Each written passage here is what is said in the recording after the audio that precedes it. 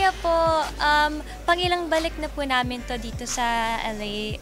And ngayon po medyo different feeling na kasi may purpose talaga eh. Merong napaka-importanting bagay na pinunta namin dito at yun ang mapanood din ng mga kababayan natin dito, ang mga pelikulang Pilipino and of course yung movie po namin My Future You. Very, I would say, overwhelming pero exciting siya.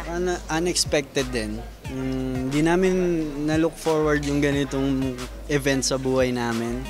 Kahit during the making the film, hindi namin naisip na aabot dito yung pelikula. So, actually nga, sinasabi namin sa lahat ng interview namin na ang My Future You, original plan dyan is hindi pang MMFF. Pero napunta siya sa MMFF at napunta siya sa MIFF. So, talagang hindi namin in-expect at sobrang thankful kami, of course, kay God. And of course, sa Regal Entertainment, syempre, sa aming dalawa, thankful kami na nakaya namin. Yeah, let's go.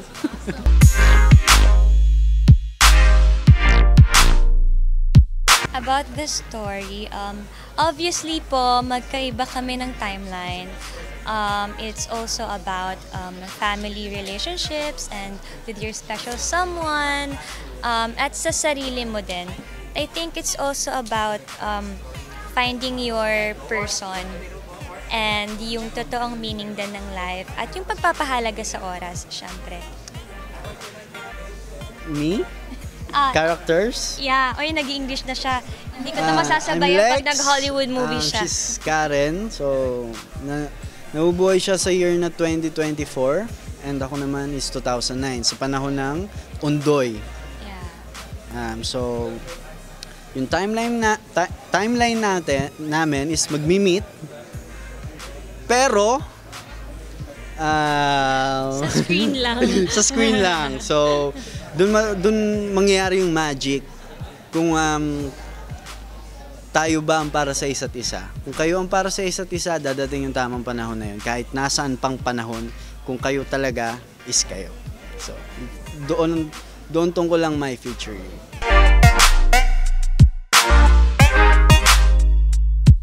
Siguro po kung hindi yung first day namin, siguro yung last day. First day because first movie namin yun together at nung time na yun, hindi pa namin alam na MMFF siya ipapasok at ang dami naming fears and doubts nung ginagawa namin yung My Future. Pero ngayon, nasa Hollywood na tayo. So, yun siguro. At yung last because natapos namin sa lahat ng fears, ng doubts, sa lahat ng mapapangit na napipil at naiisip namin na itawid namin siya ng maayos at nakakatuwa po at grateful kami kasi maraming naka-appreciate, ang daming nag-enjoy sa My Future You. So, ako po yun, dalawa yung favorite ko.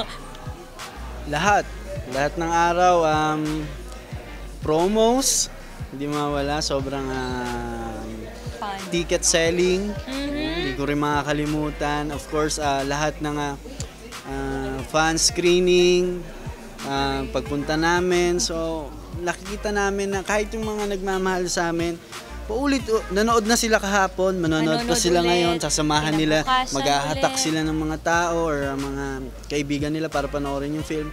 So, doon ko na-appreciate lahat ng pinaghirapan, lahat ng parang hindi tayo humiling ng ganito pero binigay sa atin.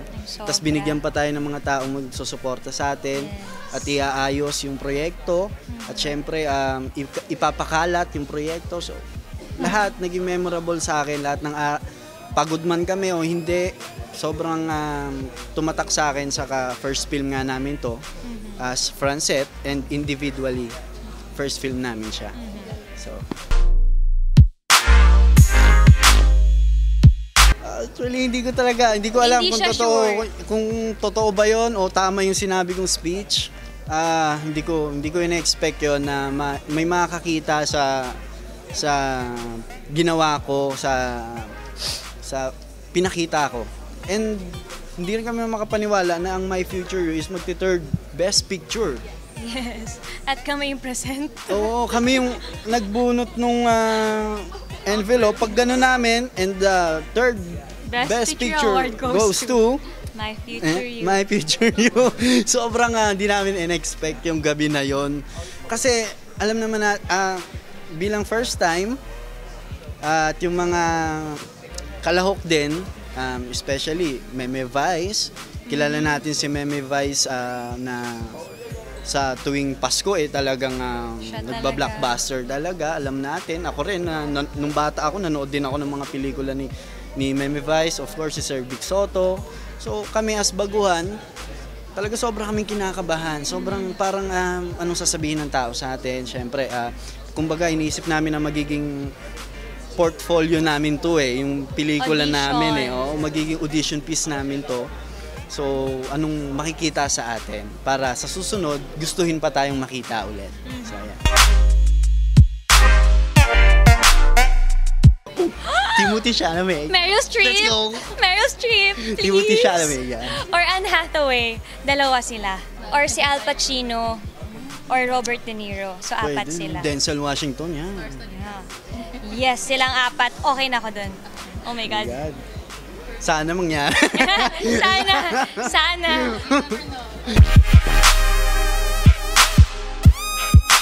Sa lahat po ng mga kababayan natin dito po sa Amerika, hindi lang sa Amerika, sa ibang bansa po makakanood ng video na to, maraming salamat po, galing po sa puso namin dalawa ni Francine.